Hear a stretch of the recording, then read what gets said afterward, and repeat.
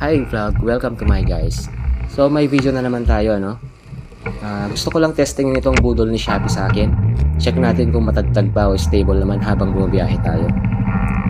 So itong item na ito ay ayan, nasa screen na. Bili ko pala dito ay 177 pesos plus shipping fee.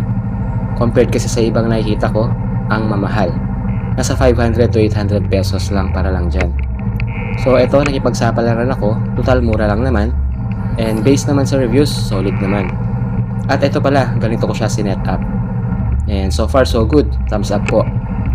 And alloy na din pala ang pinaka-body nito and hard plastic ang bola. So kaya naman tayo napabili ng ganito para sa camera natin, para na rin sa safety natin habang nasa biyahe. Mahirap na, wala tayong laban pagka nagkalipitan, no? At syempre, para na rin sa fun at hindi naman pang vlogs. So yun lang, ride safe po palagi. Thank you.